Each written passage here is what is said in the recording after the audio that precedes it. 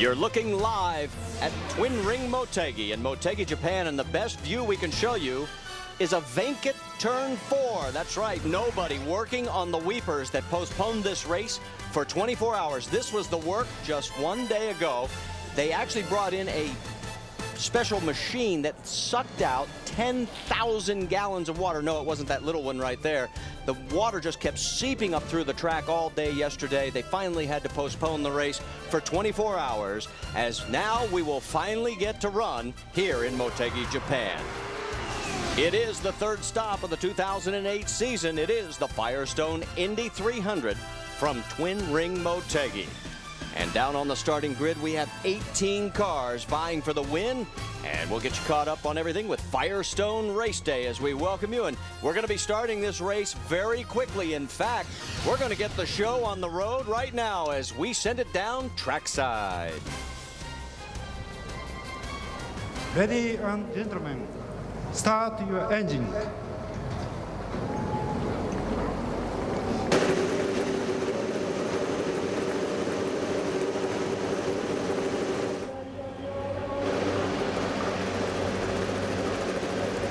The engines come to life, and you can see some of the onboard camera shots that we have. We'll give you all of those in just a matter of minutes. Hello again, everybody. I'm Marty Reed, along with Scott Goodyear. We're in Long Beach, getting ready for tomorrow's Grand Prix. And, of course, Jack Arute is over in Motegi, Japan. We'll hear from him momentarily. Obviously, this is the first of a historic two-part weekend. The IndyCar Series running here in Motegi, Japan, and then tomorrow, on the streets of Long Beach, the Champ Car finale, with points being awarded in both races to those that are competing for the season-long IndyCar Championship after unification happened back in March. Let's take a look at the points right now coming into this race. And you see that Helio Castroneves has a 10-point margin over Scott Dixon. Tony Kanaan is 13 back, and then there is a three-way tie for fourth, including Graham Rahal, our winner just 2 weeks ago in the streets of St. Petersburg. He, along with E.J. Viso, Oriol Servia, and 6 others, will be racing tomorrow in the streets of Long Beach, and where they can pick up a lot of ground in the points championship. All right, let's show you where we are in Long Beach, as that's the streets that we'll be in. There's the proximity to Los Angeles, and this is the trip that Jack Arute's going to make tonight. And boy, the trek is going to be long and arduous for him, because there he comes into Tokyo, and then 65 miles to the north you'll find Twin Ring Motegi. And as you see, the cars are coming out, and let's bring in Scott Goodyear, our expert analyst on Indy cars, and let's talk a little bit about this track. Well, very common that we run on 1.5-mile tracks, but this one is a little different than the usual ones that we have in the States. It's actually only 10 degrees of banking. It is shaped like a paperclip, really, or some people say like an egg. Turns 1 and 2 are very wide open, very fast, flat out, and 3 and 4 very tight. Drivers will downshift 2 gears going down into turns 3 and 4, and we've had a lot of rain here, so this track's going to be a little different to what the drivers had when they were on there just a couple of days ago. So when the green flag drops, a lot of unknowns for the drivers here today. And there's the track itself, and there is the Honda FCX Clarity, as it is the special pace car, and this car is hydrogen powered. In fact, it is one of only 2 in the entire world. It's scheduled for release in the U.S. this summer, and then Japan this fall, and that is going to be interesting to see how it is received. And I guess great looking car. Biggest thing will be, where do you find the hydrogen? But that's something we'll cross a little bit later. All right, as we come back to the action at hand tonight, as you continue to see the cars, we'll have a total of 4 pace laps. Here's our Firestone starting grid across the top. Now, Helio Castroneves gets the pole as a result of qualifying being washed out, so he isn't officially credited with winning the pole. Although, if you remember back in 2006, that's exactly what he did there and went on to win the race. Well, and he did a great job, and he was 4th quickest actually on Thursday's practice before it started to get rained out. Friday we knew it was rained out, didn't do anything on Saturday, which was the original race day, but great for him. He did have some suspension problems, which cost him practice time on Thursday, but still ended up 4th quickest. But I think everybody's going to end up probably chasing Tony Kanaan here today, because he was quickest in practice, and the car seems to be burning very strong for him. And of course, one of the guys we're going to keep an eye on is last year's winner, Tony Kanaan, as he is going to be starting in third position as he's third in the points. And there he is, as he's going to be one of the guys to watch here early in the go. And as we get a chance, let's bring in Jack Arute, who's over trackside in Motegi. Hey guys, let me give you another AGR teammate that bears watching here. Do you remember Danica Patrick's rookie season in the IndyCar competition in 2005? Right here at this racetrack, she made a believer of all of us because she led and looked to be on her way to her first victory in just a handful of races. I talked to Danica yesterday and she told me she likes her race car, but she really wants to get the victory so people will stop asking her when she will get it. Also, if you're looking for a dark horse team to pull forward to this weekend, Team Vision Racing with A.J. Foyt and Ed Carpenter. Why? Well, I talked to Larry Curry, and remember, they ran so very well, not only in qualifying, but also in the race at Homestead. He told me that if they leave Motegi without a podium finish, their trip, and I quote, will be a failure here in Japan. You were talking about the 10,000 gallons of water that was removed from the weepers. Here's how they did that. All night, they had a crew working there. They drilled 4-inch holes. They sucked all of that water out. Then they resealed those holes this morning. I personally went up and inspected them in the same area if you were with us yesterday that we looked at. It's high and dry. We're going racing, fellas. All right, we're seeing a little smoke from Tony Kanaan. What do you make of it? I think a lot of the drivers are trying to get some heat into the tires right now with only 59 degrees ambient temperature. That's going to be crucial to take this start. And what should we watch for in tonight's race? Well, weather, we've talked about the rain. Track conditions will be changing. We'll talk about that throughout the race. Car consistency. We've talked about different ends of the racetrack are very different as far as the car setup is concerned. And race strategy, we're going to talk about that as the race continues also. And as they come out of turn number 4, we're getting ready to go green. The pace car pulls in. They come out of 4 down the front straightaway, and we are green at Motegi.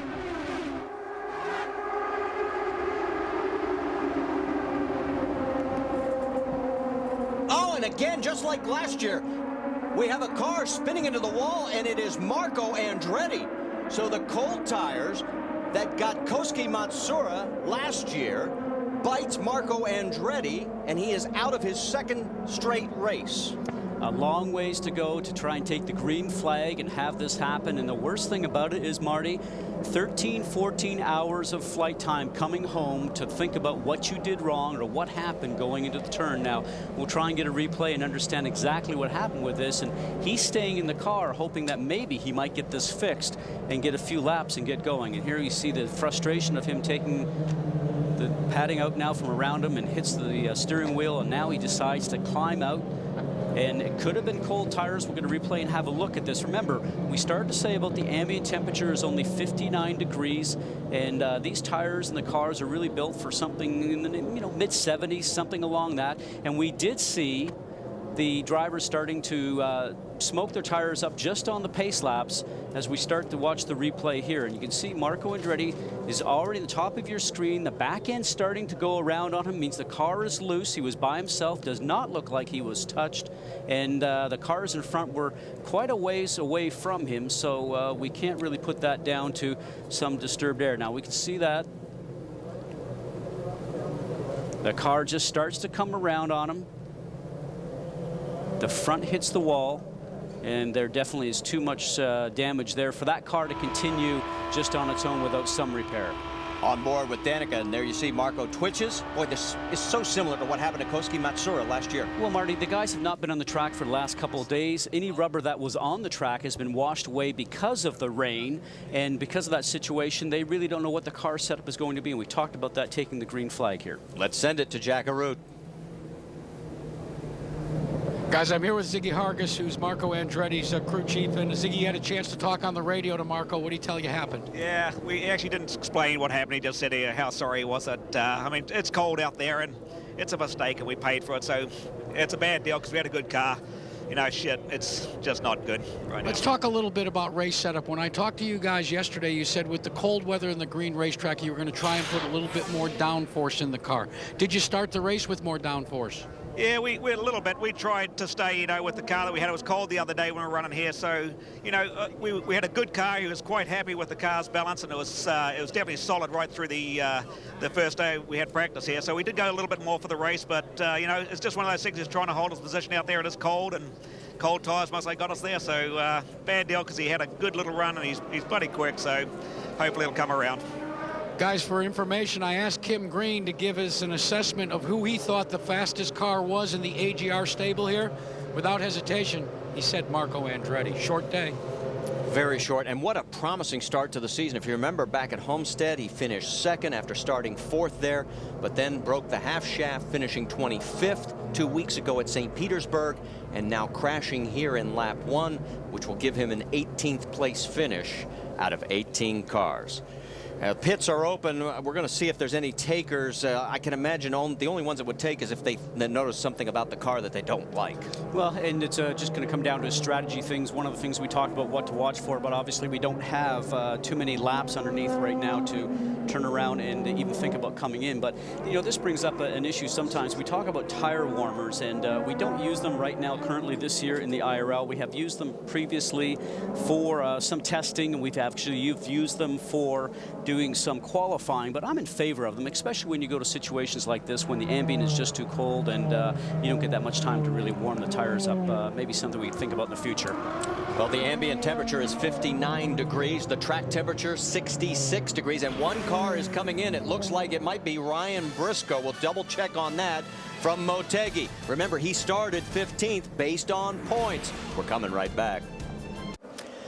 At Twin Ring Motegi on the backstretch getting ready to go green, we can tell you it was Ryan Briscoe that did pit, as did Townsend Bell and Roger Yasukawa. So they were at the 3 cars at the back of the field. They've got 4 laps in hand on fuel. They're still at the back of the field, 15th, 16th, and 17th. Helio Castroneves leads them down the front stretch. And here we go, back to green flag racing on lap 7.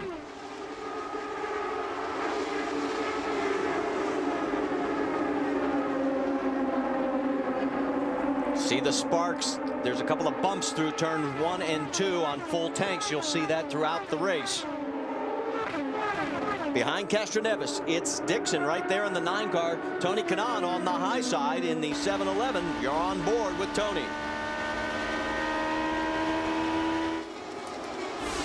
Taking a look on the inside, here comes Dan Weldon going underneath. Remember, Weldon dominated this race last year, and he's won here twice.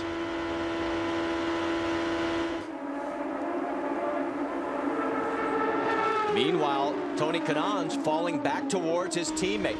Now remember, we talked a little earlier when we were on the pace laps and we saw him smoking right there. You thought he was like warming up brakes, Jack, so let's find out what's going on.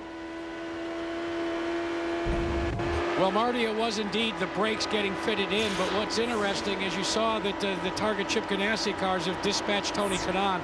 They were very smart. They saw the smoke as well, and they warned Dan Weldon that TK might have a slight brake issue. I checked with his people, and he told us that it was okay that the brakes had seated. Meanwhile, Marco Andretti has now come out of the infield care center after a quick checkup. We'll see if we can get a quick word with him here. Marco, shades of Coach K. Matsura 1 year ago. What happened to you in the car? It's embarrassing. That's cold tires is when you're supposed to take advantage of the other guys, you know, and it just caught me out. I mean, it just snapped loose, the cold temperatures, but you can't blame it on that. It was a driver error for sure, and again, can't be more disappointed for the Alpine boys. Sorry. Thanks, Mark. Marco Andretti, the Fellas. second. Go ahead, Jack. Go ahead.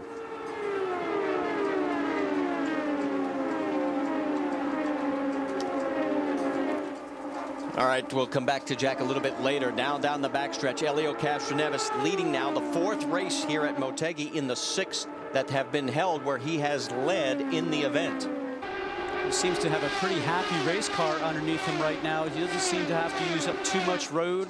He seems like he's able to turn into the car, keep the speed up mid-turn, which is what you always watch for. That tells you if the car is working well for you or not. Remember, turns 1 and 2 are flat out where we just went through now, and as we ride on board, coming down to turns 3 and 4, 2 quick downshifts. Let's have a listen.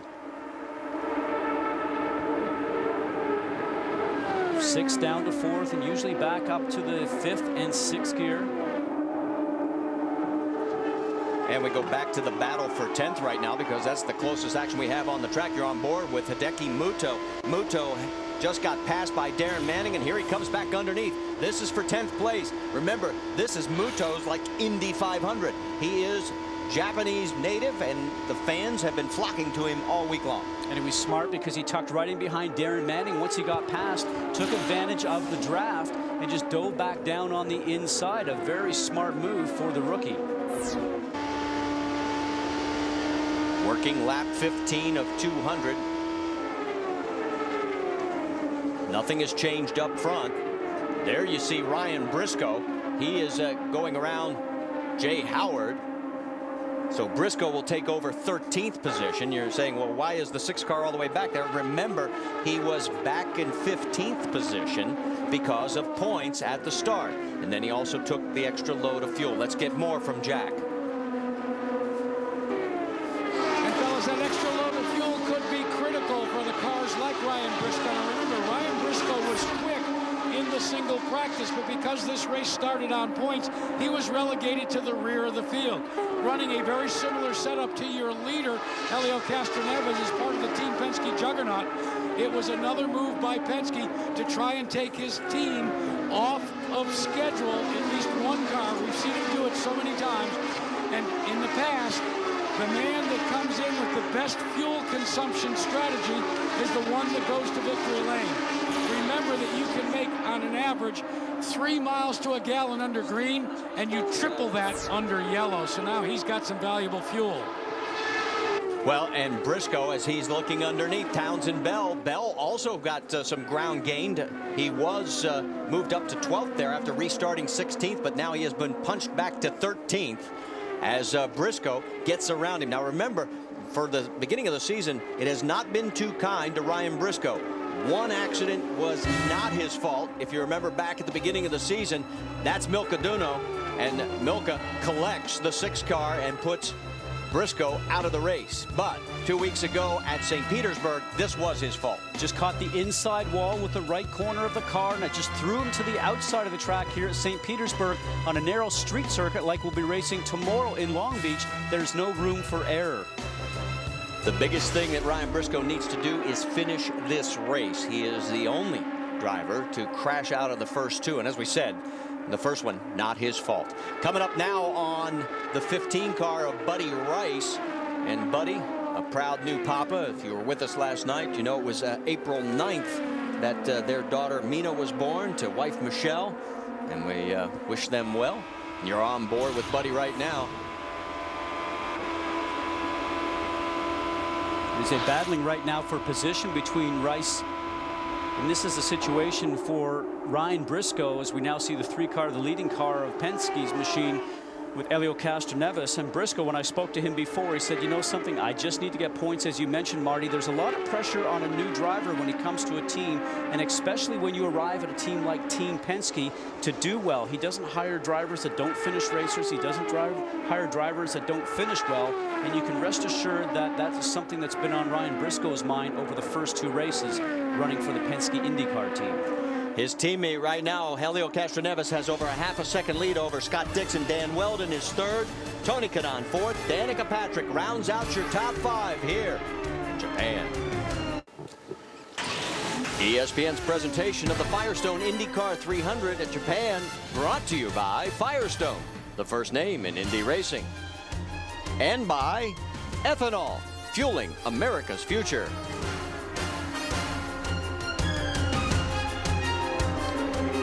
Blossoms on the trees as spring has sprung even in Japan, and there you see the race leader and 2nd and 3rd. It's Helio Castroneves in front of the 2 Target Ganassi racing machines of Scott Dixon, our winner back at Homestead, and of course Dan Weldon, a 2-time winner here at Twin Ring Motegi, as we're working lap 28 of 200. Let's get a little more on the Ganassi teammates from Jack Arute. Fellas, you remember I said at the start of the race the concern was for the green racetrack. And basically, AGR decided to twist a little additional downforce into their cars. When I checked with Target Chip Ganassi and I reconfirmed with them, they elected to go with the same setup that they practiced with on Thursday. What that means is there is not as much downforce on those two cars. According to Mark Hull, he said the problem is when you add too much downforce here, it creates so much drag that you slow down. So right now, the two cars that are hunting down Helio Castroneves have just a tad less downforce than most of the other cars out on the racetrack. And Jack, that's some great information, because the other thing that happens when you add downforce to the race car, and it gives it drag and slows it down, but it also end up using more fuel. As we're watching both the Target Chip Ganassi cars, it looks like they're able to run up on the back of Helio Castroneves, but maybe just can't get close enough to take a run at him. But as the track changes here, and we talked about the weather and how the track will change once the rubber starts to get put down and the car starts to get some more grip because the track is rubbering in, maybe that's an opportunity for the Target Chip Ganassi cars, or any cars that don't have as much downforce as maybe they would like right now, will work better for them as the track becomes better for the grip level. And as you take a look at third place, Dan Weldon, we mentioned the fact that he has won twice here at Twin Ring Motegi. Do you know that 04 race, well, he led 192 of the 200 laps. It was a dominating performance, and of course that was when he was racing with Andretti Green Racing, and then comes right back in 05 and does it again. And if you remember last year, he led about, I think it was 126 laps and ended up losing the race to Tony Kanaan. And that was on fuel strategy. One of the other things we mentioned on what to watch for, because Tony was able just to get a few more laps out of his car on a tank full of fuel, and was able to stay out just a little longer and came in for that splash and go at the end of the race and got back out on the racetrack ahead of Dan. And although Dan looked like he had a faster car, he ended up second in the event. Dropping back, you see in fourth place right there going through your screen was Tony Kanaan. There's Danica Patrick, and then the yellow car, that was Ed Carpenter. And then as we travel back a little further in seventh place, it's AJ Foyt to fourth. And there is the 17 of Ryan Hunter-Reay going around the lap traffic of Roger Yasukawa. Ryan Hunter-Reay is now up to 8th position, starting 10th. So Ryan, who had moved up 3 positions, has lost one of those as AJ Foyt, the 4th, got back around him to push him back to 8th. The highest he has been in this race is 7th. You got to remember, this is his first time ever here at Twin Ring. You know, in his situation, he had a reasonable race car. He set at Homestead and worked himself up through the field, and this is exactly what he said he thought he would do here. Felt the car was good and just would continue to work on it during the race, as all these drivers will here today. There again, because the track condition is changing, they'll be radioing back to their pits and telling them what the car is doing as the run continues, getting ready to make some changes either with the wings or tire pressures in the first pit stop. And the winner of the race here today, Marty, will be the guy that works well with his team, making changes to the race car, chasing the track conditions, and making it fast for those last 10 or 15 laps. And as we work lap 35 of 200, remember that these cars can go roughly about 50 laps. We saw Tony Kanaan go about 4 to 5 laps longer than everybody else. And there is the man who last year did such a great job with a fuel economy run. Could he be doing it again? Let's check in with Jack Arute. Guys, it looks like Tony Kanaan may try to do the exact same thing and repeat and go farther than anybody else. Just a couple of moments ago, his crew radioed to him to start thinking about fuel and fuel conservation. So they are in the situation for there. Meanwhile, directly behind Tony Kanaan, Danica Patrick now running in the 5th position. Of all the AGR cars, we've got one out, and the report from Danica in the cockpit is the car has got a bit of understeer. That means it wants to push out to the wall. They'll try and correct that, as Scott alluded to during the first pit stop, by making an air pressure adjustment and possibly a front wing adjustment. Because of that caution that was brought out in the early going, the pit window has now moved up. Most of the front runners, with the exceptions of the ones that pitted under that first caution, can go as far as lap 55. All right, thanks, Jack. And notice that yellow car, the number 20 of Ed Carpenter. He is slowly closing the gap on Danica Patrick, as if he came off that 5th place finish run at our opening race at Homestead Miami Speedway and is right now running in the 6th position, just a half a second behind Danica Patrick.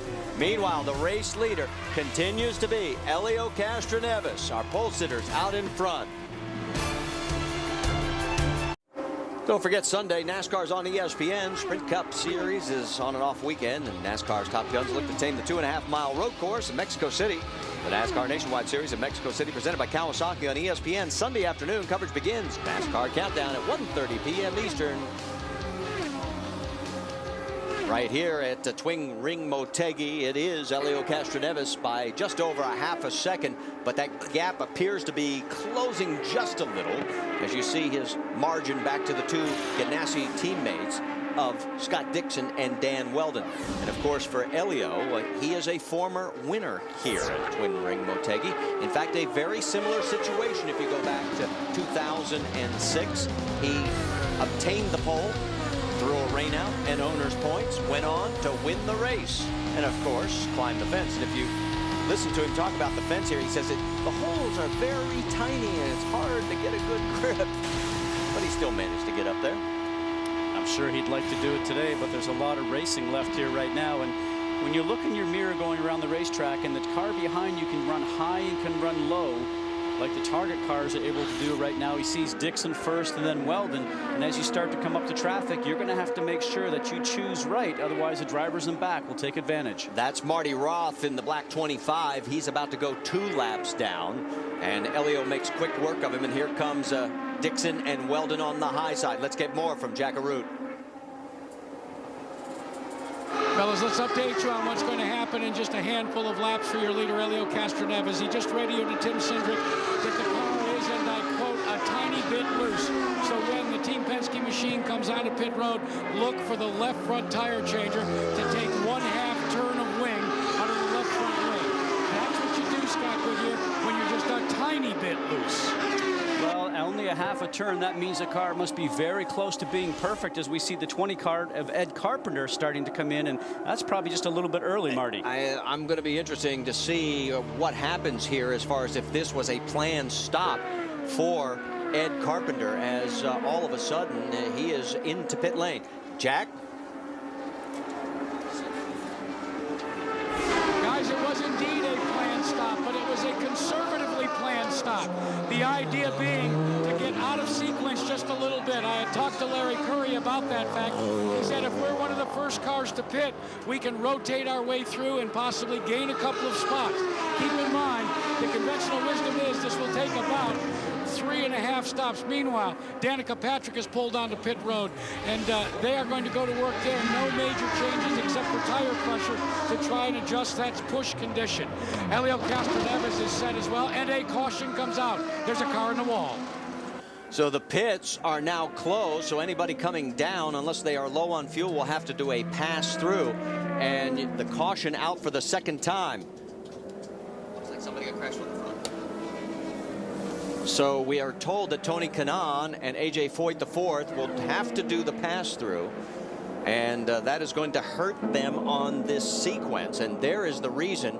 It is Hideki Muto that gets refired and back out here on lap 49. I was a little surprised to see how early, and you see the damage on the left front wing on Muto's car. I was a little surprised that they weren't able to go to lap 49 or 50 before we started seeing pit stops. Well, and especially when we had a couple of laps under caution at the very beginning, but the conservativeness of bringing Ed Carpenter in, maybe you get a chance to check your fuel mileage, make sure everything is what you think it is. Remember, not a whole lot of running as we see the 10 car, the Target Chip Ganassi car of Dan Weldon doing some stopping here already, but you know, you don't want to run out of fuel, that's for sure. Jack, what was the story on the 10 car? Running out of fuel, needed a splash and go. Meantime, Scott Dixon finds himself in a similar position as teammate. The reason he didn't pit along with Dan Weldon, he missed the pit in. Well, that may end up being a blessing in disguise. Well, with splash and go, let's explain this for a second. By IRL rules, that if you are running out of fuel or if you have a flat with one of your tires, even though the pit lane is closed, you are able to come into the pit lane and take on fuel so you don't run out of fuel on the track, or you're able to come in and change the tire and make sure that you can get back on the racetrack. But you still have to come back in and do a complete stop. And Scott Dixon is now in. Let's send it to Jack Arute. And he's only getting a splash, Jack. The precious fuel that's the precious fuel that Scott Dixon needed has gone into that 22-gallon tank, and he'll be able to go out until the pits are open. Helio Castroneves was supposed to come in, guys, right about now.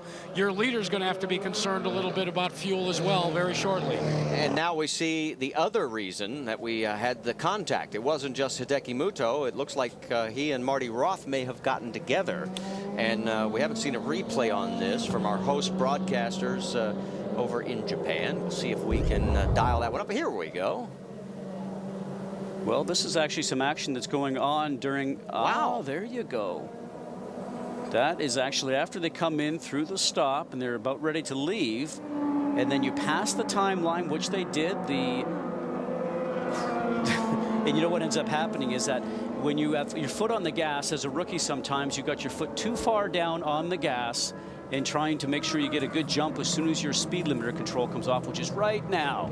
And when you do that, the speed limiter control comes off, your foot's almost all the way down as we watch Helio Castroneves do a great pit stop. And they switch, almost like turning a light switch on, Marty, is that you get 650 horsepower at the rear wheels and you spin the tires. And that's exactly what happened with Muto. Well, as you can see, the pits are now open and everybody came in. Helio Castroneves. Jack, give us an update on what transpired. Well, the major change that was made, we had talked about just before the caution came down. Tim Cindric and the Helio Castroneves crew decided to take a half turn of wing out of the left front. Helio likes his car very nicely, but again, as we said, when you start to fine-tune things. But what is interesting, again, you've got to keep a lot of close attention to the number of laps that are run under caution here today. We are at lap 50. And if you can get enough caution laps here, because you can build so much fuel. Remember the cars that pitted early? Well, Ryan Briscoe is one of the cars that decided to take advantage of this caution. He's back in sequence with everyone else. Yes, and you saw Dan Weldon was listed as the leader momentarily, but he came back into the pits. It is Castroneves, and Ryan Briscoe is the big winner in this deal. Remember, he started 15th. He has now moved up to second position. Dixon is third, Weldon is fourth, Tony Kanaan is fifth. How will all this play out? We're just a quarter of the way through at the Firestone IndyCar 300. And at Twin Ring Motegi, Hideki Muto made another stop, and it looked like that may have been for a penalty. We'll have to check with race officials to see if he was penalized. We're under our second caution, and we're told it was not for a penalty, so they wanted to top him off on fuel. We couldn't see that, though. We only saw the guys at the front of the car holding him there. Let's reset this for you. We're working lap 54. Our second caution came out, two separate incidents. You saw what happened to Hideki Muto. We thought there might have been some contact with Marty Roth in the 25 car. Marty just slid up coming out of turn 4, bent the right front suspension. He's out of the race. Muto has a new nose, a new wing, and is back in the show.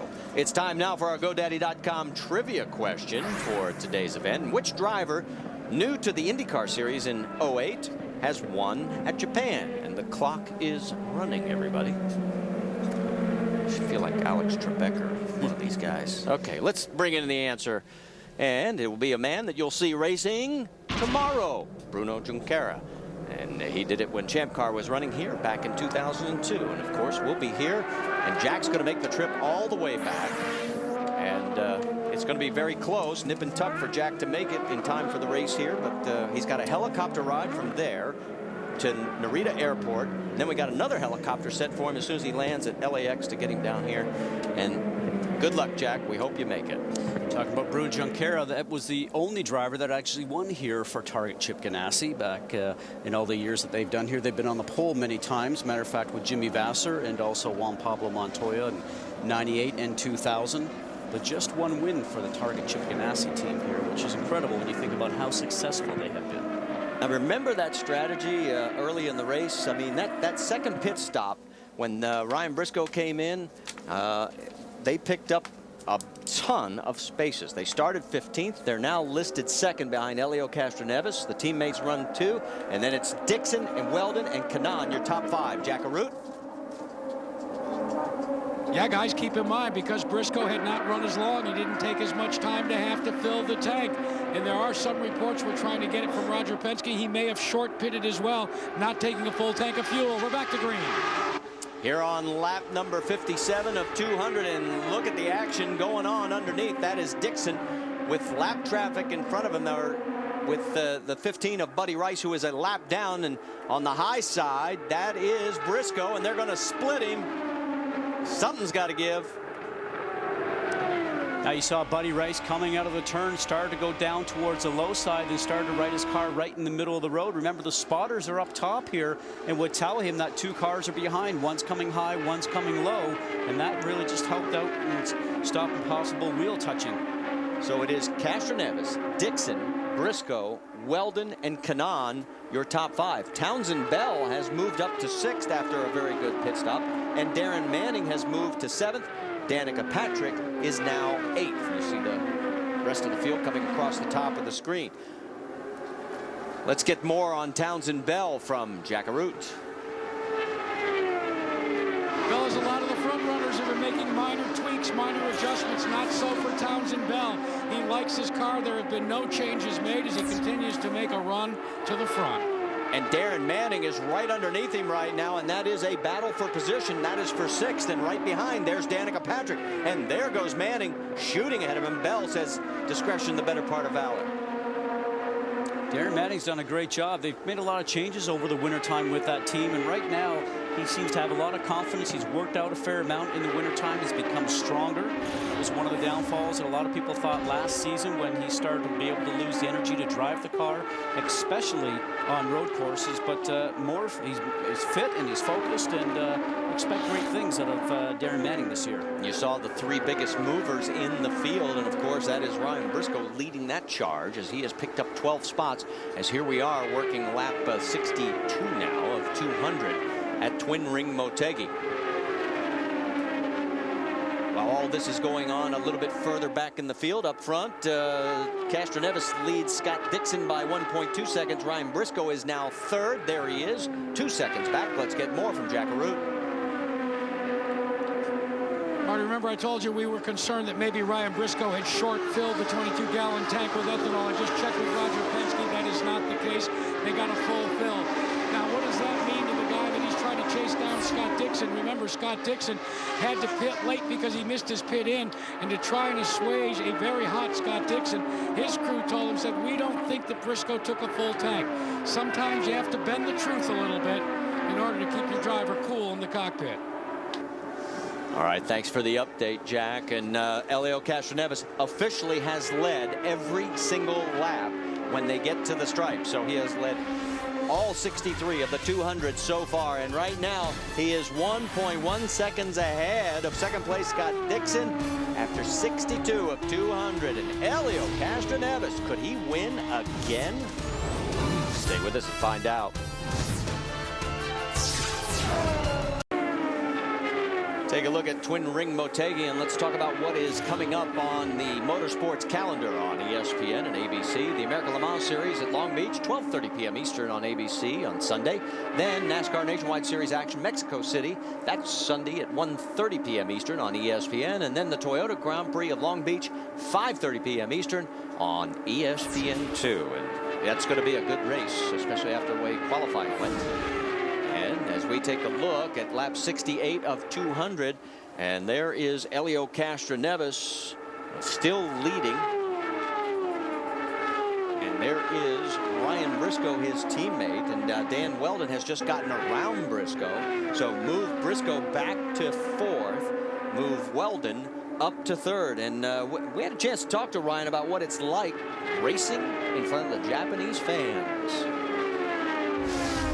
Probably the thing that stands out most to the Japanese fans, I mean, they're just amazing. They're so enthused and they're so into it, and you can't walk from the garage to the hospitality without just getting mobbed by you know, the fans in the paddock. And it's a great feeling, you know, to see their excitement, to have them welcoming us to their country so warmly. It's great.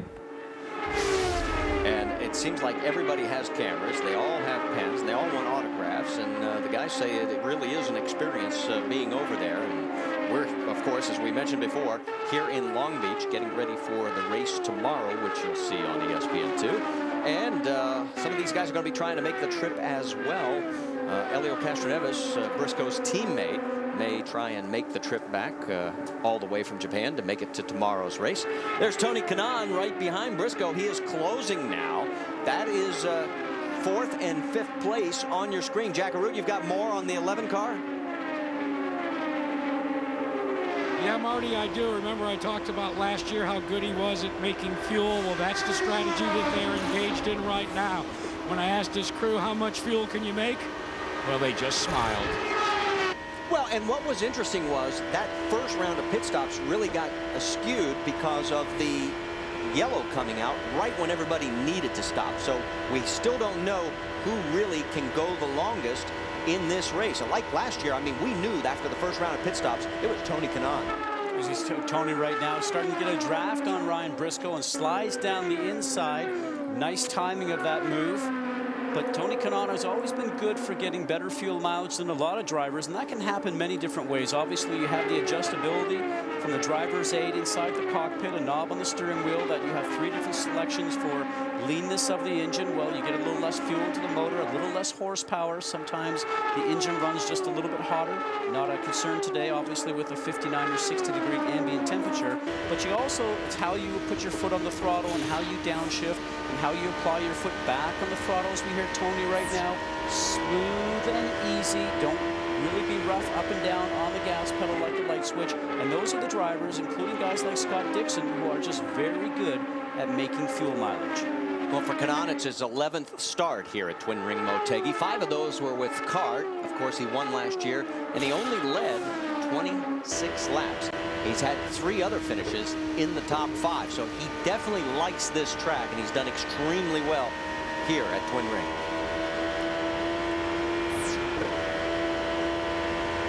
Working lap number 76 of 200, and as you're on board with Tony Kanaan, right behind him is Ryan Briscoe, and another guy we got to give a little shout out to is right behind Briscoe. Take a look at the 14 car of Darren Manning. We talked about him a little bit, but Jack Arute, you've got more? Yeah, I just checked with Larry Coit and with AJ Coit about the run of the ABC Supply car. They said they've made no changes on it. They actually like the way the car is running. For Darren Manning, this is a homecoming of sorts. You see, he spent 2 entire seasons here in Japan running in the Japanese Formula 3 championship. He won that championship on his way up the ladder to IndyCar stardom.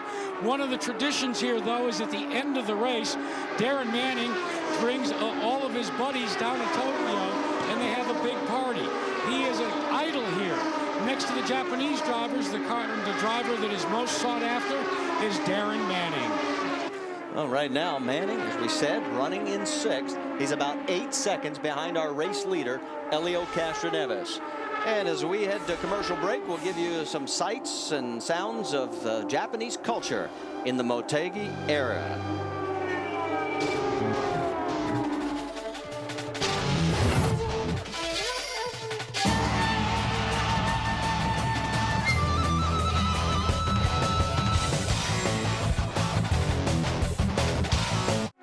At Twin Ring Motegi, the battle for the lead is getting a little closer now. Take a look at the 9 car of Scott Dixon, our winner at Homestead, Miami. He's closing down on Elio Castroneves. Our Firestone lap leader has led all 81 laps so far today. It's been a dominant performance for Elio, but here comes Dixon. Looks like he may have something for him. And that last time through, I'm sure I saw Dixon's car take a wiggle coming off of turn 3 going into 4 up towards the wall. Now he seems to distance himself just a little bit further from Elio's car up in front. Remember, we talked about this consistency at both ends of the racetrack. Turns 1 and 2, where you see the cars going through now, is wide open, flat on the gas, 205, 208 miles an hour. As you get down the backstretch here, as they're traveling along here, still over 200 miles an hour, but this is the turn where you're down 2 gears, 6 down to 5th, down to 4th sometimes, back on the gas. It's a tight turn. It's the tight end of the egg-shaped track, as we talked about. And Dixon will be making some in-car adjustments right now with his weight jacker and roll bar adjustments to try to get that car to work just a little bit happier when it gets up to the disturbed air coming off Elio's car up in front. why don't we go for a ride, watch out the back of Elio's car, and just listen to the difference as we go around this Twin Ring Motegi 1.5 miles. Here we go. You're in 3 and 4 off the gas, back on now down the front stretch.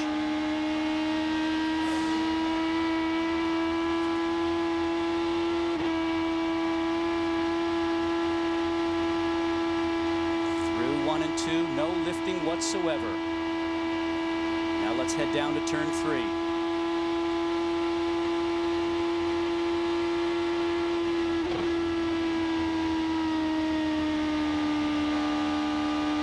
And that's where the drivers, Marty, earn their money, because you want to keep the car going as quickly as possible through the center of the turn.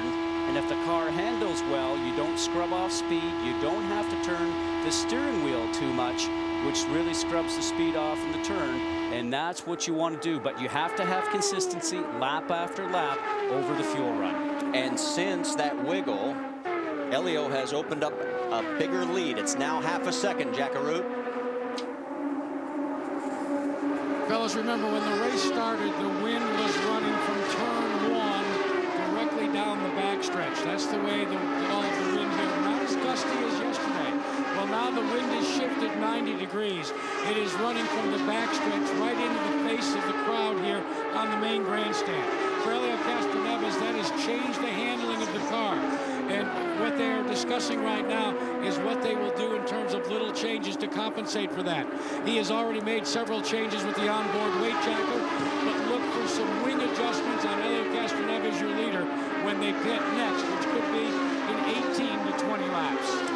Well, Jack, that's some great information, because what that does, instead of giving you a tailwind into the turn, now you're turning into turn 1 and the car's working not badly, but as you enter into 2, the air comes across the front and maybe can make the back of the car just a little bit loose because you get that wind going over the front wings.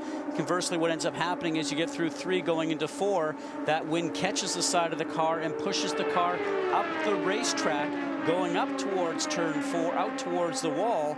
And remember, that's the tightest end of the racetrack, and maybe the track changing now and the wind changing, maybe that's the reason why we saw the back end of Scott Dixon's car take a bit of a wiggle.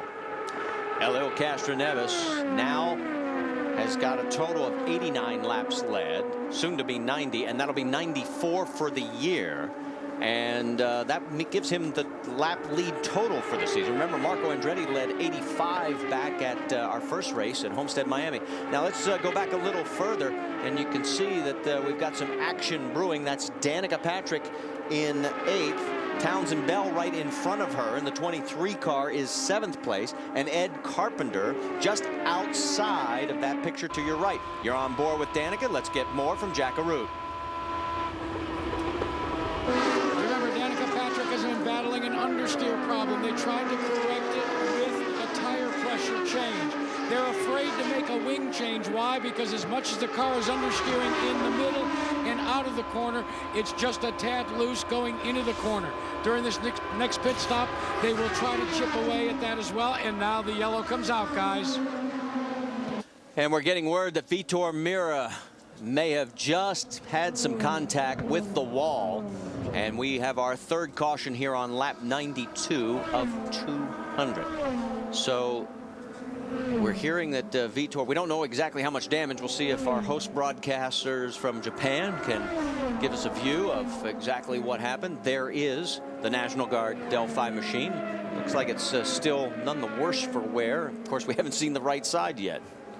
Well, if that is the case, remember Vitor last year crashed in practice about 3 or 4 laps into the first day of practice, and they ended up having to go to the backup car, and then ended up having a vehicle that was not very happy in the race, and they turned around and parked it because of handling issues. And that was on lap 65. Let's get more from Jackaroot.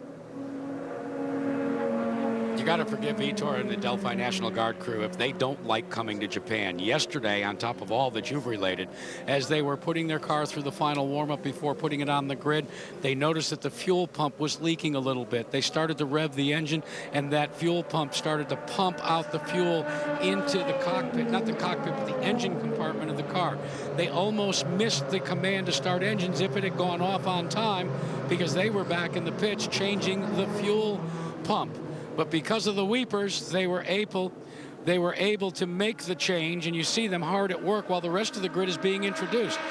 So if the Panther team wants to maybe forego this next season, no one would blame them. The pits are open, fellas. Look for feeding time at the zoo here in Japan. Yeah, it's been 42 laps since our leaders have stopped, and that video, of course, was yesterday, and they were the only team that was happy to see the mess that we had in turn 4 with the Weepers.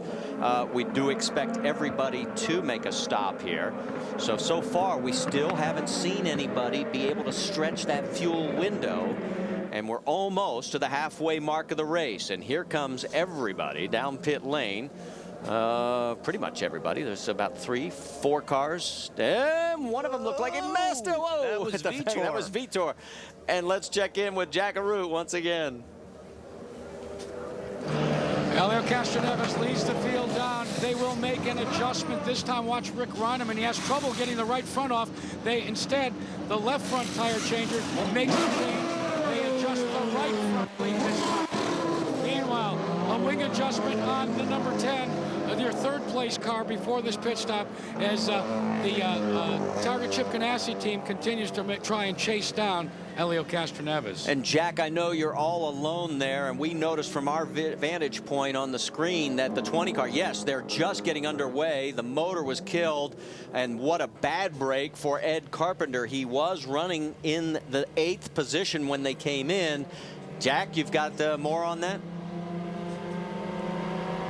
Remember at the beginning of the day, we said that Larry Curry told me that anything less than a 5th place, or I mean a 3rd place or better podium finish was going to be a failed trip to Japan. Well, that's just another installment. I checked with Larry and asked him about the run of Ed Carpenter before that miscue on pit road. He said, we're running as fast as the leaders, but we just can't get a break. So bad luck is affecting him.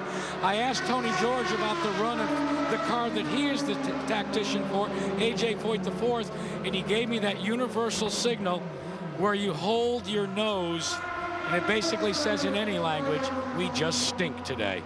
Well, and we see here on the replay, Jack, exactly what happened. It was AJ Foyt IV coming out the very time Ed was coming in. And you have to say they are teammate cars, and they know they're obviously parked one next to each other, so there's just no room for error when it's your team car like that has that situation. It's just a lack of communication between the two teams of what's going on here. On the left-hand side, you see the white and silver car of AJ Foyt IV trying to actually depart his pit box, and then the yellow car that we're on board with right now of Ed Carpenter in the Menards car just trying to come in. Now, Ed is not in fault of that. It's actually the team for AJ Foyt IV releasing him, knowing that obviously their teammate car is coming in the pit box for service.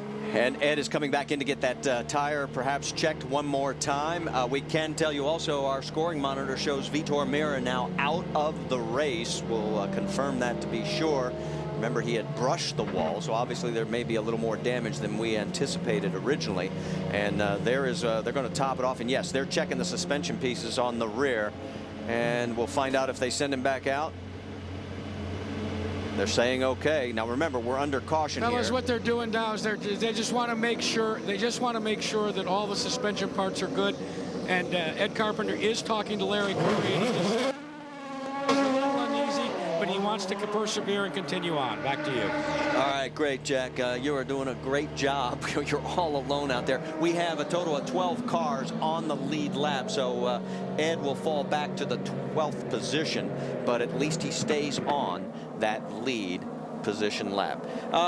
We can tell you that the 4 is behind the wall, Vitor Meira, and we do have a different leader. There goes Vitor Meira's car, so another tough year at Motegi for the National Guard Delphi crew, as they're done for the day, and the right rear suspension is the reason that they are out of the race. We do have a new race leader. Scott Dixon's crew got him out of the pit before Elio Castroneves. Remember the trouble that Rick Reineman had on the right front tire change on the 3 car? Well, it's put Castroneves back in 2nd. Tony Kanaan is 3rd. Dan Weldon is 4th. Ryan Briscoe is 5th. Darren Manning 6th. Danica Patrick is 7th, as we're getting ready to go back to Green Flag Racing. Now remember, we talked about a little bit lighter downforce level on both the target cars, and every time they would get close to the car in front, Elio Castroneves could not get by. Let's see if Scott Dixon and Dan Weldon, especially Dixon, who's leading right now, can walk away from Castroneves, meaning that he had the faster car, which it looked like he did before. That's Danica Patrick going underneath the 14 of Darren Manning. And that is for position. So move Danica up to 6th. That is your top 9 cars in your screen right there, all the way back to Ryan Hunter-Reay in 9th. So Danica picks up 1 spot. Everybody else pretty much in station. And now it looks like she's got Briscoe in her sights and she's going underneath. A nice move, a nice timing coming off of turns 3 and 4. Got a draft off of Briscoe, timed her right and just dove down the inside. Didn't give him any chance to be able to move down and take the line. Now Darren Manning's going to have a look. Well, the one thing that's impressive here, remember Danica normally on the restarts, she's not as aggressive as the run progresses. She gets better. The car comes in better for her. But right now, she, as we hit the halfway mark of this race, picks up 2 spots. Well, when we listened to her on board before, she was very tentative going into the turns, and she was off the gas a lot when she was traveling behind the cars in front. And now they must have made some changes during that back pit stop, because she's very confident of her race car now. And pulling away from those 2 cars. Meanwhile, Jack Arute is caught up with a disappointed Vitor Meira. Let's find out exactly what happened. Vitor, what happened out there to you? Howard was coming out of the pits, and he obviously went inside. And we were having brake problems. The thing was long. As soon as he came to the track, I tried to stop a little bit with brake. It just went long, and I couldn't stop. It's a shame, because the Delphi National Guard car was getting much better as the run went by. And now we can't do anything else anymore. Guys? All right, thanks, Jack. Now, he mentioned Howard. That's Jay Howard, who was a lap traffic. But talk to people about long pedal in case they don't know what he's talking about. What ends up happening is that it's just like the pedal in your car when you drive to work in the morning, that when you put your foot on the pedal, there's a lot of resistance there. There's a lot of pressure there. Well, if you have a problem with your brake here on a race car or on a road car, it's a long pedal, which means it goes all the way down to the floorboard, and there's a problem with the braking system. That's exactly the problem it sounds like they had with Vitor's car. Now, you know, when you're going to work in the morning, maybe you can contend with that and then take it into the shop to get fixed. But when you're going 200 miles an hour, Marty, it could certainly make for an uneasy day. And it seemed like he was going to try and live with it, but he got caught out by this situation. You're looking at the battle for 3rd and 4th, Tony Kanaan and Dan Weldon. But meanwhile, it looks like the guy who is out in front in the clean air is able to pull away, because Scott Dixon has now opened a 7/10 of a second lead over Elio Castroneves. Now remember, it was Scott Dixon who won our first race of the year back at Homestead, Miami. That too was a 1.5 mile oval. Let's talk a little NASCAR on ESPN Sunday. It is the nationwide series. The 2.5 mile road course at Mexico City is the site. It's presented by Kawasaki. Sunday afternoon coverage begins with NASCAR Countdown at 1:30 p.m. Eastern. Back here at Twin Ring Motegi, it is Scott Dixon out by a second in front of Elio Castroneves and Tony Kanaan by a 1.5 seconds. And you saw something during the break on Kanaan's car, or actually heard it? Well, it seemed like he was struggling with the car through the middle of the turn. He was up and down the throttle. That's very uncharacteristic for Tony Kanaan, because usually he's very smooth. Now, as we go through turns 1 and 2, he's hard on the gas, and we'll have to listen when we head down towards 3 and 4 next time. Remember, he has some onboard adjustments that he can make.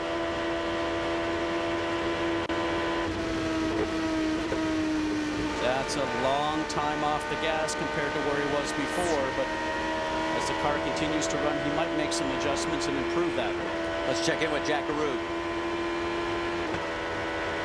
Scott Goodyear, you're going to like this comment. I checked in with George Klutz, who calls the shots for Tony Kanaan. I said, is everything okay? And he said, why? He says, well, we heard the kind of a different sound. And he just looked at me and he goes, we're fine. We're fine. Well, somebody that's not fine was Danica Patrick there for a second. She was about ready to come down to her line, Marty, and got surprised. Yeah, that was Ryan Briscoe that just flew around her, and now you've got lap traffic around both of them. They clear and continue on. And that was Jay Howard in the 24 that was the lap vehicle. So now put Briscoe up to 5th, move Danica back to 6th. Don't know exactly what happened to her. It looked like she got up in the gray a little bit, may have had to get out of it. Well, she turned 187 miles an hour that last lap, and most of the people are running 194. I've been watching the screen, and all the drivers in the top 10 that are on the same lap have been turning consistently all at 194 miles an hour, Marty. So all the cars seem to be very consistent and very much in touch with each other. Nobody seems to be running away with this. Jack, you've got more on Danica?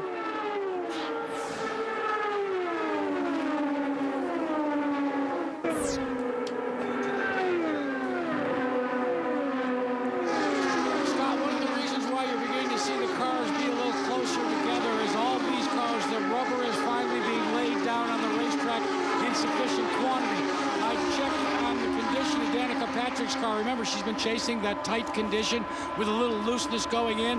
Well, that last pit stop, they did add a little front wing. She likes the car much better.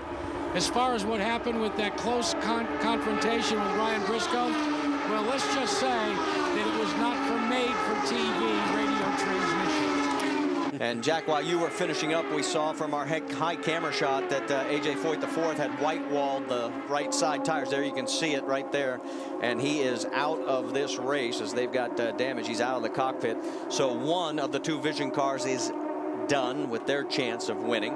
And meanwhile, the battle up front is not much of a battle at all, because Scott Dixon has now opened a 1.1 second lead over Helio Castroneves, Tony Kanaan, Dan Weldon, and Ryan Briscoe. That's your top five. Going back to the start of the 07 season, that's 20 races. Dixon has now led 15 of them. Welcome back to the Firestone IndyCar 300 at Japan. Let's talk about the motorsports calendar on ESPN tomorrow. It's the American Le Mans Series from Long Beach, 12:30 p.m. Eastern on ABC. Nationwide Series at Mexico City at 1:30 p.m. Eastern on ESPN. And then the Toyota Grand Prix of Long Beach, 5:30 p.m. Eastern on ESPN2. And if you're interested, how about showing you the top 5 qualifiers from today's session here at Long Beach, where Scott and I are broadcasting from. It's Justin Wilson, Alex Tagliani in a great run, Frank Pereira, Will Power, and Paul Tracy. It's going to be a great race. That field is very, very tight. And as we go back trackside here, it is Scott Dixon, Helio Castroneves, Tony Kanaan, your top 3, and Dixon in control. Let's check in once again with Jack Arute. Well, Marty, we caught up with A.J. Foyt IV. A.J., things were going pretty good. Then you went a lap down, and then all of a sudden, well, it all just fell right out of the basket. What happened? Yeah, it was going fine. We lost a lap in the pits. We had a great car running behind the leaders there for a little bit, but then we came and had contact with Ed, miscommunication when to leave the pit box. So then I went out there all pissed off and just pancaked the wall. Just disappointed right now, and know we had a good car to finish in a good place this weekend. Where was that anger that ended up putting you up out of the car? Was it out of the race? Was that because of the fact that you clipped Ed, or that Ed clipped you? No, well, Ed was coming in, and my right front guy told me to go. We were just going to do a splash and go and try to get out in front of the leaders and get our lap back. But, you know, Ed was obviously coming in his pit box, so screwed our day up. Guys, it never ceases to amaze me, and Scott, you did it for so many years, how when you make a mistake, it can come back and bite you if you get emotional in a race car. That's the first time he sounded like grandfather. You know, and that's why I had the emotion I did when you and I looked at each other when he said that. But, you know, you have to departmentize all these things that go on. And if something happens on the track, or if it actually happens in the pit lane, you need to just put that away and close the door in that room and get on to something else, because it won't do you any good. And, you know, there's no places for grudges, and there's no places for holding anything inside you when you get back on the racetrack. And not that he has a grudge against his teammate, but sometimes that happens in motor racing. It's one of those things. Well, remember last year when Tony Kanaan and Danica Patrick, there's Kanaan, you're on board with him right now. You see the battle for third that's going on. Remember when he got on the radio, he was so mad, if that ever happens again, I'm not going to run for this team ever again. And your emotions have to be in check, and that's what A.J. IV had to do when he left, because otherwise he took it onto the racetrack as he did, and you can't do that at 205 or 210 miles an hour. You know, the thing I noticed, I keep watching Helio coming out of that last corner. He takes a different line than Tony Kanaan. Comes out of the turn and then heads down to the low side, and he did that a lot last year also, and he can do it coming off turns 1 and 2 because it is a larger arc than turns 3 and 4. And 3 and 4, it's a little bit more difficult because of the tightness of the turn. But sometimes you scrub off speed when you do that. But it's very interesting to see that he's able to do that. And maybe he's getting ready for that run at the end when you want to protect the low line when you get down to those last 10 or 15 laps. And that will be dramatic for sure, because we have had some good finishes here in the past. We've also had some fuel economy runs in the 6-year history of this event. Right now, it is Scott Dixon has opened up a 3-second lead over Helio Castroneves. You're looking at the race leader at Twin Ring Motegi. That is Scott Dixon. Hideki Muto is right in front of him. Muto is already 1 lap down. We have 10 cars shown on the lead lap right now, as we're working lap 131 of 200. And you saw there where Dixon has never won here. In fact, his best finish was 4th last season. But right now, he has opened up the biggest margin of the race. There have only been 2 leaders, a total of 3 lead changes. And it's the 2 leaders have been Helio Castroneves for 92 laps and Scott Dixon for 37. All right, we're getting close to that second round of pit stops. Let's check in on the strategy from Japan with Jack Arute. Here's where it really gets interesting with tacticians. For Mike Hall and his crew, for the leader, Scott Dixon, they have calculated that they are 2 gallons short of being able to come in and pit around lap 144 and be able to finish this race.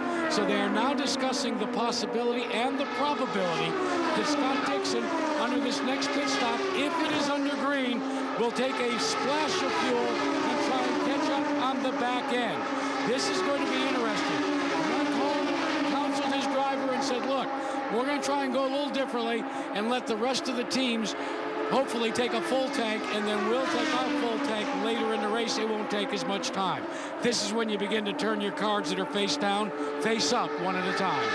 What do you think of that strategy? Well, you know, he knows the game. He understands it very well. And there's such a pack of racing going on right now for 2nd, 3rd, 4th, and 5th. And I think what they're going to try and do is try and keep themselves separate on the racetrack to this gaggle of cars. It actually seems like they can't get away from each other. Yeah, this is some of the best action on the track. And there you see on the high side, there is Tony Kanaan. Can he make it stick? No. Again, he has to back out of it. And, you know, I mentioned before, it didn't sound like he could keep on the throttle mid-turn before. And I do not think that his car's handling is as good as it was the first segment right now, because he cannot keep the speed up mid-turn. And look as it costs him, because the 10 of Dan Weldon gets underneath him. That is for position as well. And now he's up in the gray. He's going to lose another spot. So all of a sudden, Tony Kanaan drops 2 positions here on lap 135. We've got to take a break because we're about 8 laps from the second round of pit stops. We want to get this done so we won't miss that. Stay with us. We'll find out what happened to Tony Kanaan. That's Scott Dixon, your race leader. The car right in front of him is Hideki Muto. And the reason we want to give him a little shout is because he's already one. There he is, right at the bottom of your screen. He's 1 lap down, soon to be 2. Except one problem. He's actually turning laps as fast or faster than our race leader at 194 and change. Well, he wants to keep in front of Dixon, obviously, in the hopes of getting his lap back, if that's at all possible, through some strategy. Now, in this situation, because he's down a lap, he's just going to keep his foot pedal to the metal, as they call it. And disappointing when you're a lap down and you know you have a fast race car, but just that mistake leaving the pit lane has cost him that lap that he's lost. Jack, you've got more? Yeah, there are no secrets. Everybody, at least one member of each team, monitors the onboard radios for these cars. Mike Hall has just radioed to Scott Dixon, your leader, that they will pit in 3 laps. Guess who was one of the first to get radioed that same information? Hideki Muto. He just needs to stay out. We're about ready for another sequence of pit stops, guys. And we get word that the 17 of Ryan Hunter-Ray peels off from his 8th position. There he is, getting a 4-tire change and a fresh load of ethanol as he'll get back out to the battle. They're waiting for the fuel, getting every ounce. Whoa, wait a minute. Problem, they put him back up, back down. That's costly. Whatever the miscue is on that, that's 3 or 4 extra seconds, and tough to make up on the racetrack in that type of situation. That's Townsend Bell at the top of your screen, and Darren Manning coming in with the 14 car. So those 2. And now we get a caution again as Roger Yasukawa is into the wall. Not a lot of severe damage, but that's right on the front stretch. So those teams can continue their pit work, but the pit lane will be closed. And again, it comes right at a time when we would have seen green flag pit stops for everybody. Well, in this situation right now, if Dixon was going to take a light load underneath green, you can rest assured that they will take a full load underneath this yellow, so that will maybe change their strategy. With Roger Yasukawa, it doesn't look like there's a lot of damage there, but the skid marks leading up to where his car is stopped makes it look like he just lost it coming out of 4 and was lucky not to collect the wall. So fuel strategy is basically out the window again, because everybody is going to be topping off, getting 4 fresh tires, and reloading. And the light that you saw that was flashing, that is the pit closed light, and all the drivers see that, and they know that they cannot come into pit lane once that light is flashing. Jack has caught up with Mike Hull. Mike, we know that you were right on the cusp of maybe being able to play some games near the end of the race. What does this caution do to your thought process now? Well, everybody's going to have to stop again, so we'll just see what the games provide us toward the end of the race. The pits are open. He needs to go back to work, so we don't want to bother him. Fellas, by my calculations, it depends on how long this caution is. If they watch for anybody that maybe wants to lay out there a little longer than possible. 150 is that magic mark. I'm going to watch your leader and see if he takes a full load. I agree with you, Scott. I think he should, and then take the gas and go at the end. Well, and the thing is, as they get ready to come down your way, the farthest run we've seen has been 51 laps by Hideki Muto. Here we are on lap 143. Do the math. Nobody can make it from here. Let's send it back to Jack. At the front of the grid is Scott Dixon, his teammate Dan Weldon. They come in formation to pull onto the pits. It'll be an exchange of the Firestone Firehawk tires. Checking both fuel loads to see if they take a full load. Yes, they are staying. They're bringing the first car out with Scott Dixon, followed by a gaggle, along with Kanaan, Team Penske, and Dan Weldon, his teammate. And the second one out was the 6th of Ryan Briscoe. And he picks up a couple of spots. You're on board with Tony Kanaan, and there is Danica Patrick. So when Briscoe comes in a little bit further back in the queue and he can come out a little bit further ahead, it makes you wonder if they put in as much fuel, knowing they do probably have to stop and just take a little bit shorter fuel run, and gives you a couple positions on track position. There is Ed Carpenter right behind Danica. So our race leader will continue to be Scott Dixon. And right behind him is now Ryan Briscoe. So we'll sort it all out. As you see, we are under our 4th caution here at Twin Ring. Under our 4th caution at Twin Ring Motegi, and we need to clarify something. No contact for Roger Yasukawa in the 77 car. It was a major brake issue. Yeah, and he had an overheating of the brakes, and the skid marks on the track leading up to where the car was parked made me believe that possibly he lost control of the car and then skidded to a stop. But that was not the situation whatsoever. Just obviously a problem with the brakes. The brakes overheated, and they said caught on fire. Haven't heard that one before, but that was the reason for the skid marks on the track. So great job by him to get out of the way of the cars on the racetrack. Well, as we continue under our 4th caution, they have got a bit of cleanup to take care of. As let's take a look and see. Yeah, smoke them if you got them. You know, I have never seen that on an oval, on a road course. You know, when you get them overheated, absolutely. But that is very strange. Great camera work, guys. All right, let's talk a little NASCAR with the Sprint Cup on an off weekend. It will be the Nationwide Series on the 2.5-mile road course in Mexico City. The NASCAR Nationwide Series, presented by Kawasaki on ESPN Sunday afternoon. Coverage begins with NASCAR Countdown at 1:30 p.m. Eastern.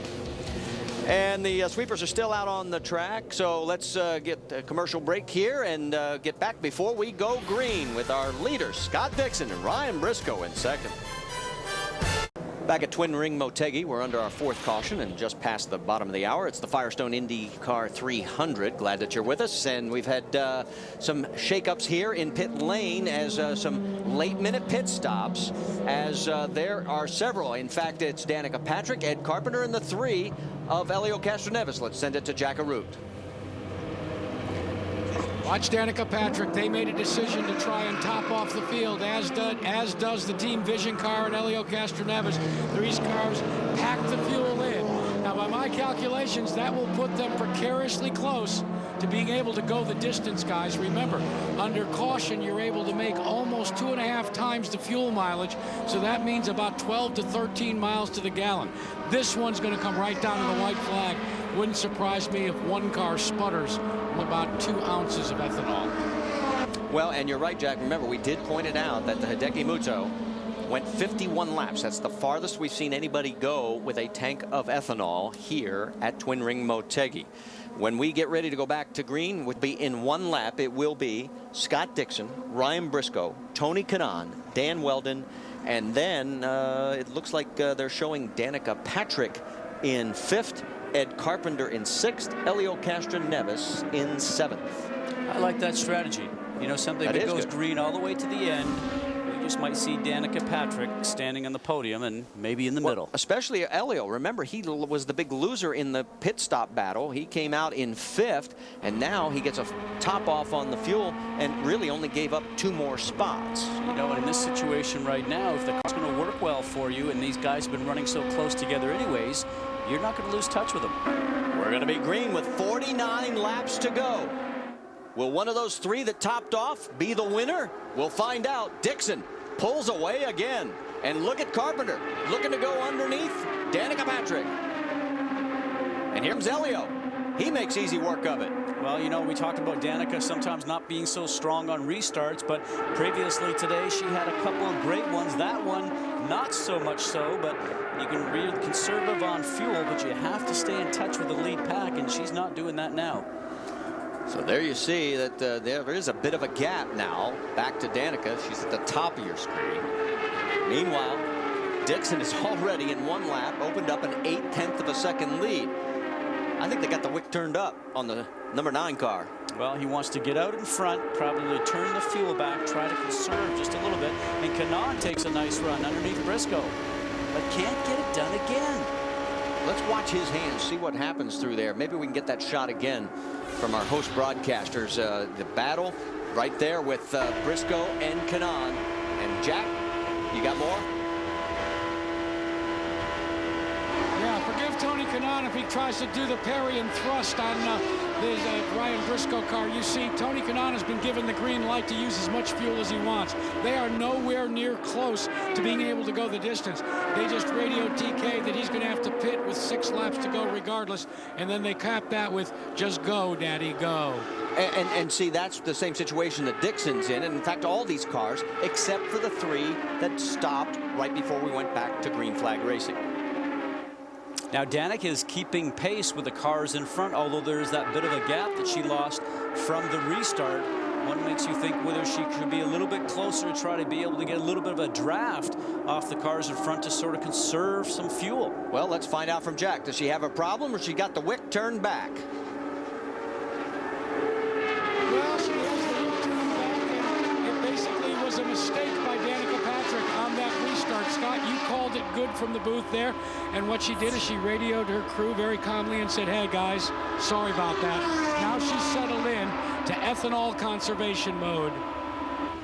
All right, so you see the update on Danica, and meanwhile you look at Tony Kanaan as he is in 2nd place by 1.5 seconds, and here comes, that looks like Elio Castroneves, or no, Brian Briscoe I should say, in the 6th car, going underneath and around Dan Weldon.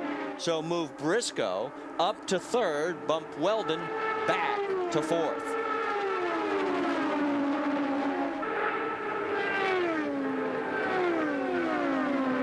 There's Ed Carpenter trying to fight his way into the screen, and the yellow Menards car. He is in 5th, so they are only 2 spots away from their goal for Vision Racing. Remember how strong Vision Racing was at Miami, qualifying up the front, had a problem with the rear wing in post-qualifying inspection. The cars went to the back of the grid, and lo and behold, both the cars were strong in the race.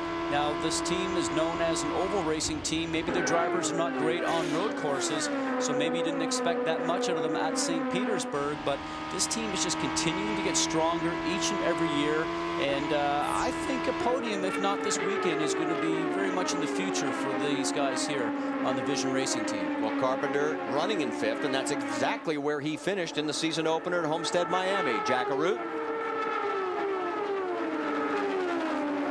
Guys, I talked to Ed Carpenter just before the start of this race, and I asked him what the difference is, why this team is much better as we watch one car peel off, and that is the Hideki Motu coming onto pit road.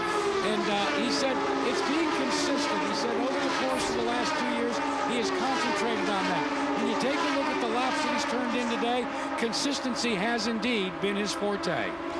And as you watch his hands, Marty, his car is handling very well because he's not turning the steering wheel all that much compared to what we saw on Tony Kanaan's car. I mean, watch his right hand. It's somewhere up around the 1 to 2 o'clock area. Remember, Tony Kanaan seemed to be struggling mid-turn, and his right hand was getting all the way up towards the top, about the 12 o'clock area on the clock, and that seemed like a car that was not working all that well for him.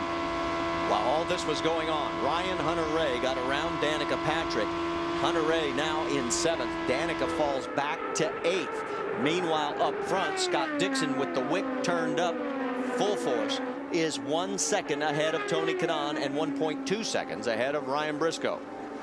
As we move on a little further back, there is Ryan Hunter-Reay. And Ryan, as we said, he is 4 seconds behind the race leader right now. And his turning laps, he is the fastest car on the racetrack at 196 miles an hour. That's a mile and a half faster than our race leader the last lap. Ryan Hunter-Reay is a guy that just consistently works hard. He puts his nose to the grindstone, very focused when you talk to him, very fit, and is eager to do a great job here. He's got this chance with the Ray Hall Letterman team and knows that he has to make the most of it. What's interesting is Helio Castroneves is not moving forward. Remember, this is the guy that's led 92 laps here at this race, and he's about to possibly get past, maybe even on the high side. Nope. Ryan says, no, I don't think I like it up there. I think it's fuel conservation. Could very well be. Let's check in with Jackaroo. Helio Castroneves is one of the cars that is running in what we call slot 4. He has just been instructed by Tim Cindric to make fuel, to try and conserve ethanol. So this is going to be an economy run for a lot of drivers. Ditto for Scott Dixon as well. He's been given the go-to as well to make ethanol. This one's going to be a dandy one down to the last couple of laps, fellas. Oh, wait a minute. So if they've changed strategy after running all those laps at full throttle, now you're going to dial it back. Dixon making it. Still don't. Yeah, that's gonna be interesting. Remember what happened to him at Chicago last year? Ran out of fuel on the last corner of the last lap, and it cost him the championship. We're going to take a short break. There is your top 5 after 163 of 200 here at Twin Ring. ESPN's presentation of the Firestone IndyCar 300 at Japan, brought to you by Firestone, the first name in Indy racing, and by ethanol, fueling America's future. And right now at Twin Ring Motegi, there's a lot of guys that would like some more ethanol, including Ryan Briscoe. But Briscoe has fallen back to 7th spot, and we'll be able to show you why, because he gets it high coming out of turn number 4. With 20 laps remaining, a costly error, as here comes the replay, and we'll be able to show you. Number 3 and 4 is the tight turn out of this Motegi track, 1 and 2 being wide open. And here he is on the high side of Ryan Hunter-Reay, just creeping the car up into the gray. No traction there. You get on the marbles and just scrubs the softer barrier a small amount and probably didn't do any damage to the car, so he lives to continue on. And here he goes. Remember, this is a feeling where you feel like you're driving on ice. The car is slowly going towards the wall. Been there, done that myself, and it's not a great feeling, Marty. And you're looking towards the front of the field. And that is one of the Target Ganassi cars going around Hideki Muto. Muto is 2 laps down. There is Ryan Hunter-Reay closing in on Tony Kanaan. That's the battle we want to show you, because Ryan is now up to 4th and challenging for 3rd as the laps continue to wind down. Question is, who has fuel? Ryan is going to have to stop. We know that for a fact. It's been 43 laps since he was into pit lane. He's just trying to get as much ground as he can. There's Ed Carpenter coming up behind him. Car on the bottom, the red and blue, that's Hideki Muto. As we said, he's a couple of laps down. While all this is going on, let's get back to the front. It is Scott Dixon by 0.8 of a second over his teammate Dan Weldon. Then Tony Kanaan third, Ryan Hunter-Reay fourth, and Ed Carpenter fifth. Our Firestone lap leaders, we've only had two, Helio Castroneves and Scott Dixon. And Dixon's about to take the overall lap lead count here with 16 to go next time by. The question we're all waiting for, Scott, is who blinks first and has to come to pit lane? Well, we believe a lot of those guys absolutely have to come into pit lane, but the ones that we're watching is Carpenter, who's in fifth, and Castroneves, who is in sixth. Those guys pitted 36 laps ago. Everybody else was 41, 42 laps ago. So that's going to be the true tell right now, is to see how many mileage those guys can make, simply from the fact that they're going to have to pedal back, reduce their speed, but they're still running speeds that are close to Dixon and Weldon, who are running up front. Remember, it is Ed Carpenter in that yellow number 20, Danica Patrick and Helio Castroneves that pitted latest of all the lead cars on the lead lap. Meanwhile, everybody's gone back up in speed. During the commercial break, we saw some laps at the 190-mile-an-hour range, and nobody wanted to pass anybody. All of a sudden, they're all back at 194 and change. I think that was in the hope of trying to make some fuel mileage for a few laps to see if they had any chance of making it to the end. They probably got word to say there's not any case of any of those guys up front, in my belief, that it can actually make it all the way through the end without at least one more stop. Well, there is Tony Kanaan right now in third place, a full 2 seconds behind our race leader of Scott Dixon. Now, Dixon, Weldon, and Kanaan, the top three, all pitted 43 laps ago. The most we've seen any car go this race is 51. The math still doesn't add up. You know what's important right now also is that once they get the call to come into the pit lane, there's a lot of pressure on the drivers to have a very fast in-lap. That means to come into the pit lane as quickly as possible on the apron, get into your pit box. The pressure is on the crew to just get the car fueled and then send the car off as fast as possible. The pressure then returns to the driver to get back up to speed as fast as possible. And that's what's going to happen here in the next few laps. So the drivers are going to try and stretch a lead out from the car behind. So watch Mike Hall, who's the strategist for Target, Chip Ganassi, looking on board, and he sits there. He knows what's going on. He's playing a game in his mind right now, and it's going to be interesting to see who can put all the pieces of the puzzle together, because the speeds are so even here right now. It might just come down to track position after the pit stop. This time by, it'll be 11 laps to go, and we're getting word that the 17 of Ryan Hunter-Reay, with 50 laps since his last pit, will be making his stop this time by. So Ryan is going to surrender his top 5 position. There he is. He had made it up to 4th, gave it a great run, but he is the first that has to blink and come in to top off with just enough fuel to get to the finish line.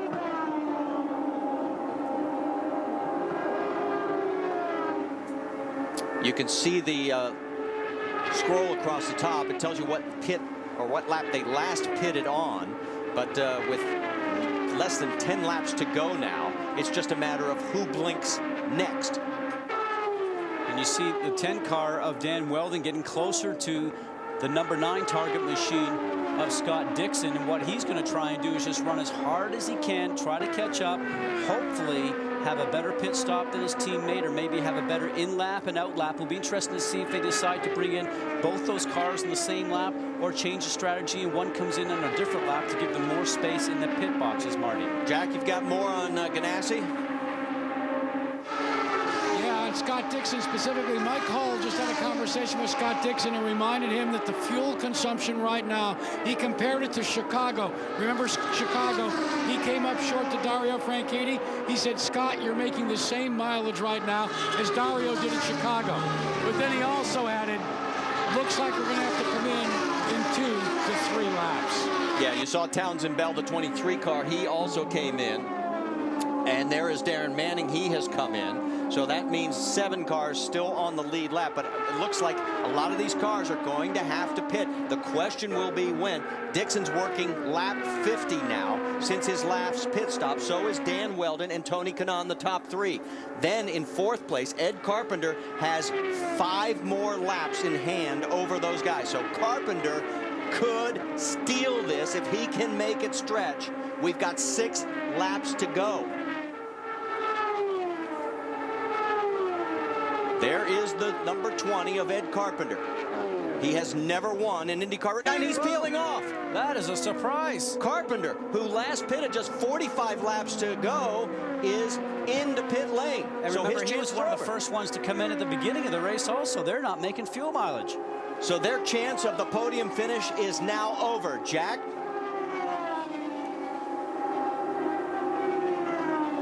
Ed Carpenter pulls down into pit road. Remember, that's a team that was using a lot of downforce. That means they consumed more ethanol. They were looking for a podium finish, but in the meantime, he takes on that precious fuel, but it will be costly in pursuit of a podium finish.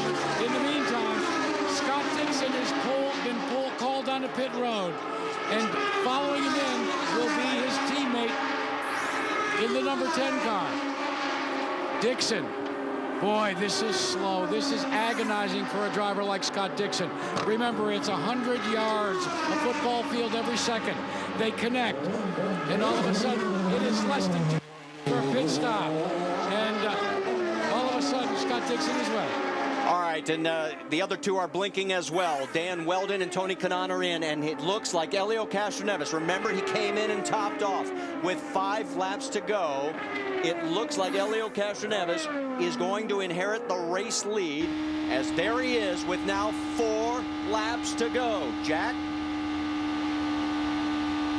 Well, as Dan Weldon pulled off the race, Helio Castroneves, just been radioed by Tim Cindric. Only 5 to go. You must make fuel. That's an indication to me, guys. They're going to roll the dice and try and go without pulling onto pit road. This is going to be close. He is working 48 laps since his last pit stop. There are 3 laps to go this time by. There is second place, Danica Patrick. She, too, on the same fuel strategy as with just about 2.5 laps to go. The question is, who's got it? And here she comes. Does she have enough fuel? She's going to take the high side. And Danica Patrick takes the lead at Motegi. Castroneves must believe that he's not going to make it to the end unless he's throttling back as much as he is. Has she been able to conserve fuel enough to be able to run this pace and make it to the end? That's going to be the interesting fact right now. Remember, we said when these changes went on, will she be on the podium, maybe standing in the middle? This just might be her day. She's run so strong here before. 1.5 laps to go for Danica Patrick. Remember, at the beginning of this run, she fell back. She was saving fuel. Here she comes. The white flag this time by, and nobody within sight. Look at Miles. 1.5 miles to go for Danica Patrick and the Motorola team. Could history be made at Twin Ring Motegi? Down the backstretch for one more time. Does she have enough fuel to get around the final 2 corners? Into turns 3 and 4. Danica Patrick coming out of 4, and boys, move over. The lady is coming through. Danica Patrick wins at Twin Ring Motegi.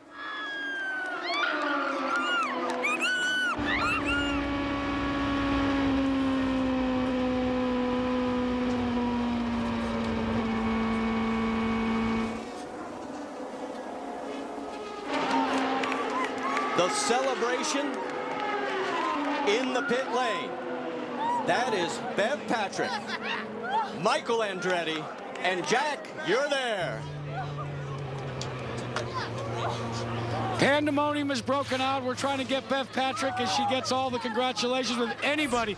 It reminds me of Jim Valvano when North Carolina State scored the upset in basketball so many years ago. Oh, my Bev, gosh. describe the feeling. Oh, finally. We've worked so hard. She's worked so hard. I'm so proud of this team. Kyle is the man. Kyle Breuer did it all right there.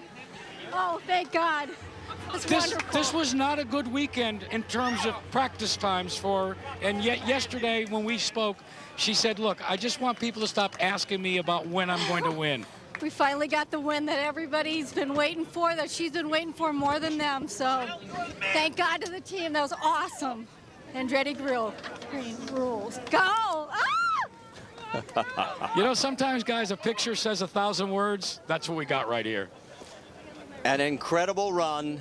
You never have to hear it again. When are you going to win your first race? She'll never be called the Anna Kournikova of open wheel racing.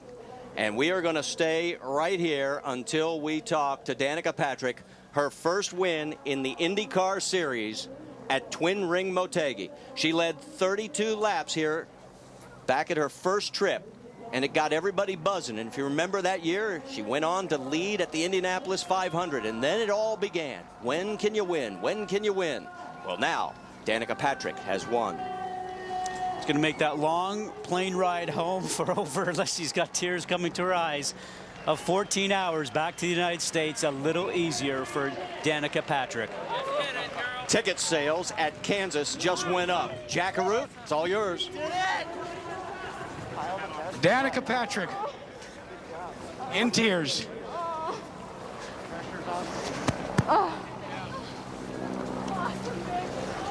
Getting the congratulations of her mom, Bev.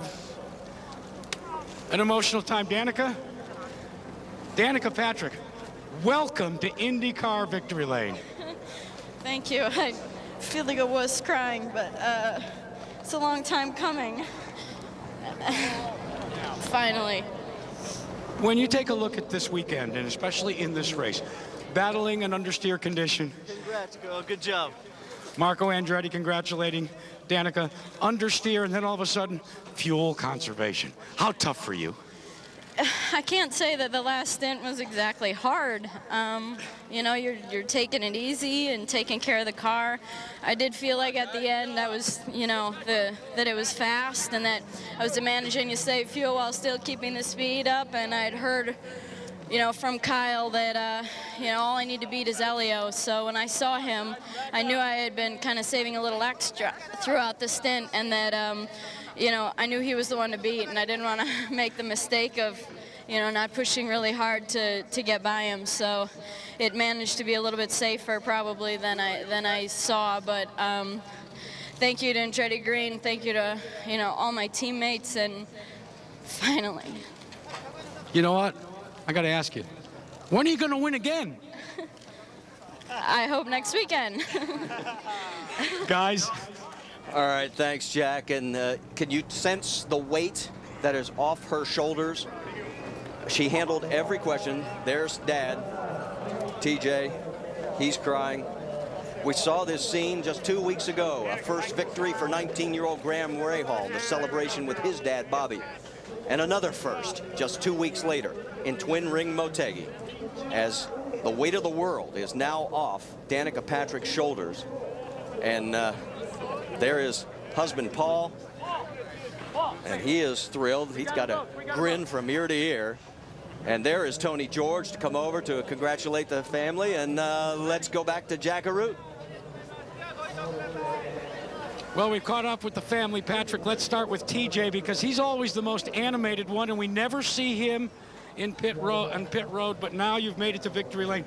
A long, long time ago, you started with your daughter and talked about go-karting, and I think there's still a place in her new home in the Hospenthal household for a Borg Warner trophy. But where does this win fit in all the years that you two spent together in motorsports? This is the best day of my life. I've dreamt about it. I'm just so proud of her. For all the grief she gets over it, I mean, she just proved to everybody she can win races, and she's going to win a lot more.